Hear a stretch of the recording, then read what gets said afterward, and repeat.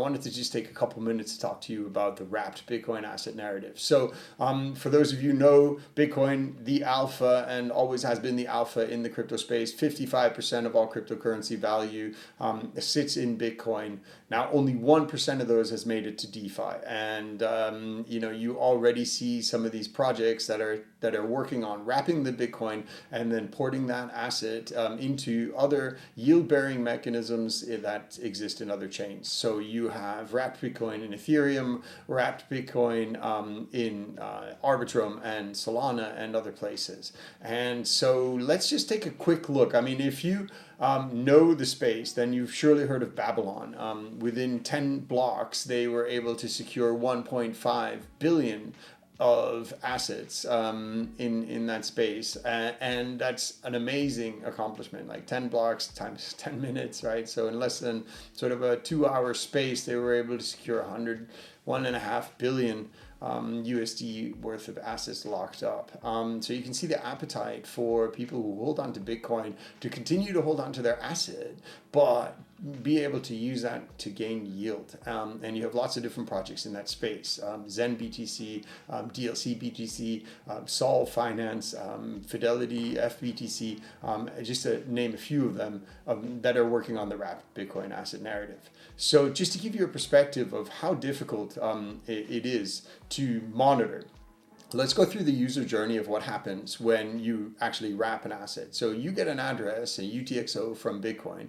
You send your Bitcoin to that address, and then that's effectively the lockup product. And then you get a second transaction sent to you on a separate chain, which is the wrapped asset. So right away, you have two smart contracts or the Bitcoin UTXO matched with a smart contract on Ethereum, which states your holdings. From there, you might choose to go into Arbitrum and then go into several other chains to reduce your transaction costs, or because the yield-bearing products that you're interested in are captive on another chain. Now, in that journey, you might also deposit your wrapped yield-bearing Bitcoin with a third-party custody provider. So finally, when you then decide, okay, now I've had enough of the yield-bearing game, I'm going to exit, I want my Bitcoin back, and then you need to enter normally an unbonding period of 14, 30 days or whatever it is that your wrapped asset has given you.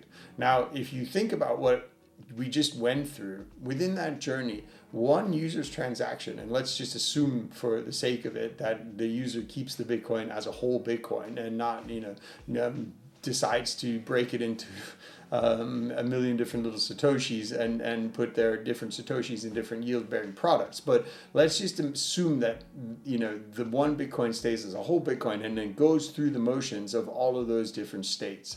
So one user's journey can actually end up in 5 or 6 different states on different chains, and it all represents the same reserve that has to be in the Bitcoin blockchain made available for this thing. So you realize that as soon as you get into this narrative, that keeping your eyes on the flow within those chains, especially if you understand that the flows go at different speeds and at different paces, becomes an incredibly complex task that is impossible without real-time data and without monitoring, anomaly detection, and alert services. And that's exactly what Synternet is jumping in the space for.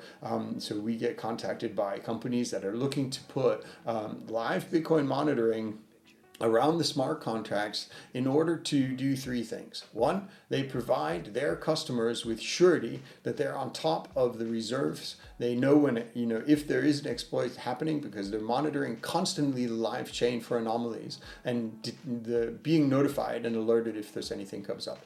2, they're able to determine for their own compliance that they have sufficient reserves should there ever be a mass withdrawal from the altcoins or from the wrapped Bitcoin back into the Bitcoin. If there's a mass unbonding event, everybody wants their Bitcoin back, then at that point in time, they have to have enough reserves to make it happen. Otherwise, there'll be a loss event.